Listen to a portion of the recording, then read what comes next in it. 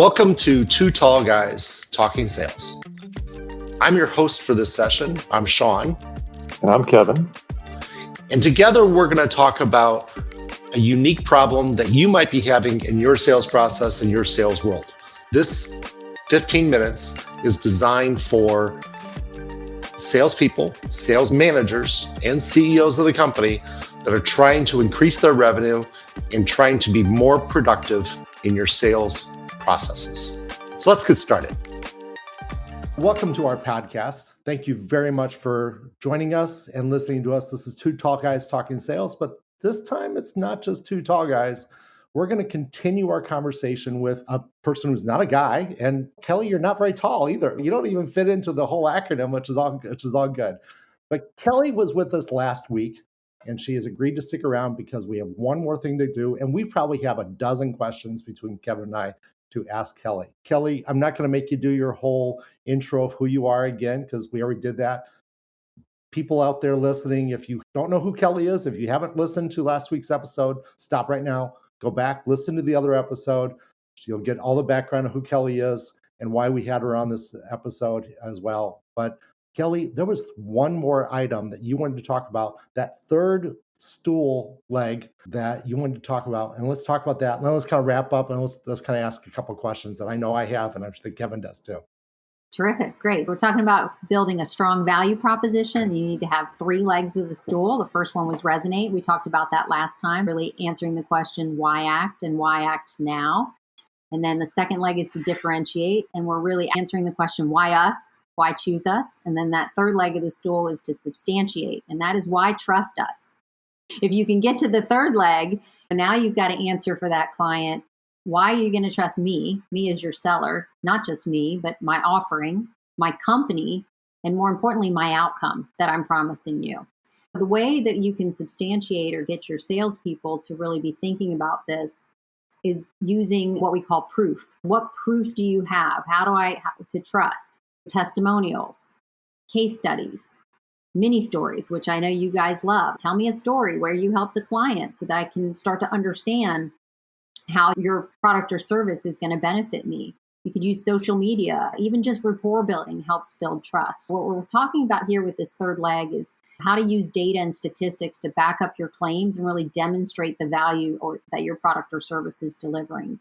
As a salesperson, we want you to be authentic and transparent and empathetic. And then again, back to that storytelling techniques to really illustrate how you're going to solve their problems and deliver tangible benefits. If you don't substantiate, you're going to get an objection where they're going to ask you, if you haven't substantiated, they're going to ask you for references, or they're going to ask you, who else have you done this for? They don't quite trust you yet. They're just thinking in their heads, I can't risk it.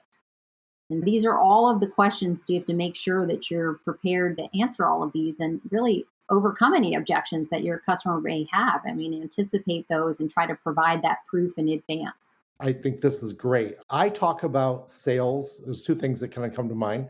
It's the transfer of trust. You as the salesperson already trust your product. Otherwise, you wouldn't be selling it, because nobody wants to sell a product they don't trust. You're transferring that trust to the prospect. I talk about that a lot. And I also talk about, and it'll be interesting to hear your statements on this, that you sell three things. The thing that you sell is you sell your product. Obviously, you have to have some value there. You sell the company that makes that product. And you also sell yourself as a salesperson. And that's that trust part, because the salesperson is actually imparting wisdom and knowledge to the prospect in the selling process. And that's an important part of that whole process. And it's all about transferring trust. Any thoughts on that? I 100% agree. And it's all of those elements. They can't just trust any one of those. They have to trust all of them. And that's where you'll listen for those objections along the way, because they may love you as the salesperson. They think you're great, but if they don't trust the offering, you have to be prepared to provide that proof. Again, a case study, white paper, testimonial, all of those things will help with that. Absolutely.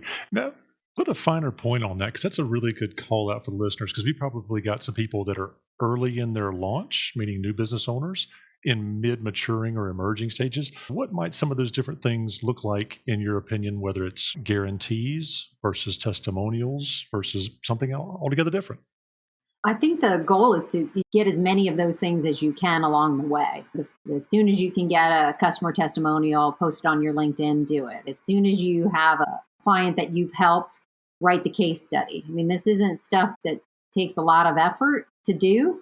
It's just having the couple of client interactions that you can leverage. But teaching your salespeople to tell mini stories is critical, because telling you what I do is different than telling you how I helped somebody else achieve their goals or overcome the challenges that they were having. Back to that discovery, what is it that you told me that you're struggling with or that you want to achieve?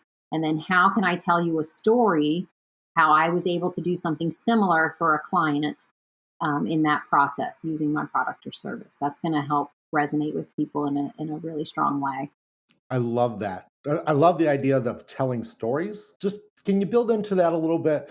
Because one of my philosophies is that salespeople need to be able to tell a good story. They need to be able to frame it very well. They need to be able to make it relatable to their prospect at the time. Any thoughts along those lines? Yeah, I wouldn't overcomplicate it. We don't need to tell a story that gets into how the sausage is made.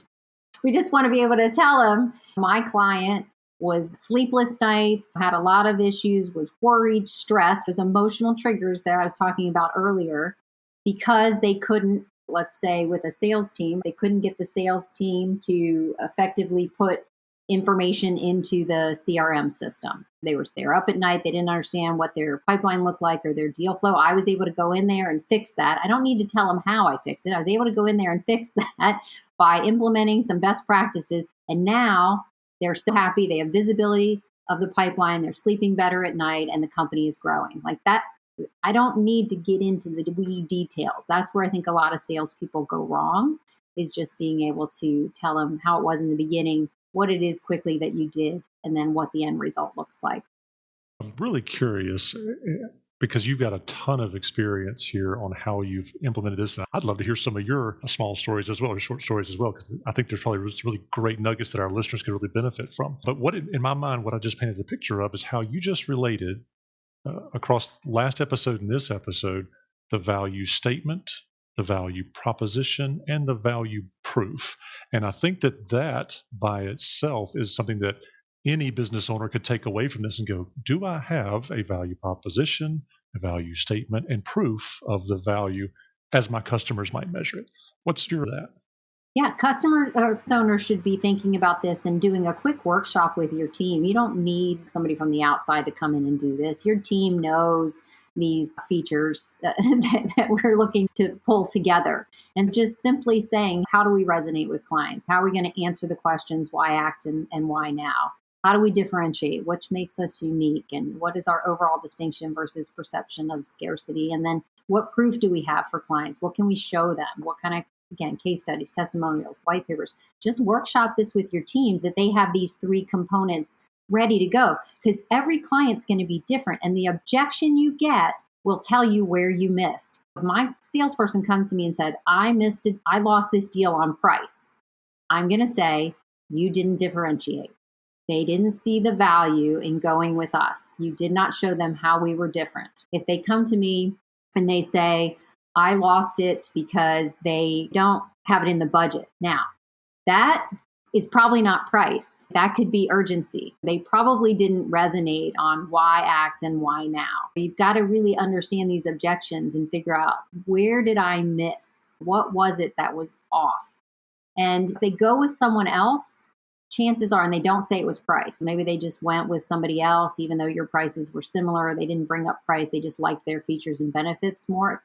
You probably didn't substantiate. And they just thought, oh, for whatever reason, I can't risk it. Like, I don't trust them enough to go with them. As you get better at building this with your team and understanding those three components, you start to understand how to overcome those objections and get better next time. The biggest competitor most of our clients have, most of the salespeople listening to this podcast, is no decision, where they went through a sales cycle and the customer didn't buy. Now, I'm just going to guess, based on what you've already said this episode and last episode, that's probably because there wasn't any urgency in the part of the customer. Would I be correct? I would agree with that. They Again, why act, why now? A lot of times, if you can't establish that, you're dead in the water. It doesn't even matter about the other two. I mean, that is the two requirements to even have a transaction occur. A lot of times you're right when there's no decision. Now, the other thing I'll just throw in as a tip, most salespeople are really bad at doing what I call getting a clear future. And that is having a day, date, and time that we've agreed to reconvene to take the next step in the process. Even if that is you telling me no, that's okay. But they get what I call ghosted because they don't set a clear future with that client on the next step, and they don't keep control of the sales process. And you should never leave a meeting with a client without the next meeting agreed upon and on the calendar. I'll follow up with you, I'll send you some, that you can't do that anymore. And so some of that no decision is just because they didn't have a good process for actually finding out. And asking a client in the beginning, if we decide not to do business together, which is fine, I would just like to understand why. And so I'm just going to ask now that you agree to that when we get to the end of this process, you can let me know and give me that feedback, because I really just want to get better. And so we just have salespeople that are not doing some of those basic things that we want to train and coach them to do. Fantastic. Well, if there are two takeaways for our entire audience for this podcast, I am thinking that you just hit the nail on the head with them. If you're a sales leader and wondering why you're losing deals, you can go back and do a deal review and ask the questions. And very quickly, you'll know whether or not you were resonating, differentiating, or substantiating for your team. I think that's a huge takeaway. And for any salespeople out there listening, I hope you're looking at your deals and your open deals list right now and going, oh, shucks, have I done all of these things? Because that could make a difference in their paycheck and their quota. And I love that tip that you gave right there at the end also. And that is, did you leave the meeting with your next meeting set up? Like, open up the calendar right now. Everybody's got electronic calendars these days. Let's open up the calendars. Let's make the next meeting right now. Let's agree on the next action item. Let's just do this right now. It's not being pushy. It's just being diligent, because salespeople, your time is all you have. And if you listen to the last episode, Kelly talked about that a little bit. That urgency is a lot of times just our time. All you have is your time. And we are getting close to the end of our time here right now, but all you have is your time. And you need to be choosing deals where you actually have built that transfer of trust that we just talked about, and you have related to that customer. And if you don't have that, and if the customer isn't urgent, you don't have a deal, go do something else. Go sell to somebody else. Absolutely. My parting comment would just be the most valuable value proposition is customized for the client around all three things that we talked about. And if you do that, you will earn more loyalty, you'll have more sales wins, and you'll be able to get premium fees. Fantastic. Thank you very much. Thank you, everybody out there, for listening to this. This has been a fantastic 2 episodes back to back. Kevin, do you have anything else to add before we close it off? We were about to do Kelly a disservice here. Kelly, you've been a wonderful guest. If somebody has a follow-up question, how can they get in touch with you? They can find me on LinkedIn, Kelly Crandall, or they can email me at kcrandall@salesxceleration.com. I'd be happy to talk with anybody about any of their needs. Thank you very much, Kelly. We appreciate your time and being on our podcast episodes like this. We're glad we actually would convince you to do 2 rather than try to squeeze it into 1. Thank you very much. And I think in the future, we might want to have you come back, because I think there's other things that we can learn from you and our listeners can learn from you as well. Hopefully you'll come back sometime in the future. Thanks, gentlemen. Thank you very much. Thank you very much for joining us on this podcast of 2 Tall Guys Talking Sales. We hope that we were able to share some valuable insight, valuable knowledge with you to make your selling adventures easier and more successful. Please join us every week. We drop these on Tuesday afternoon at 4:30 p.m. Eastern Time.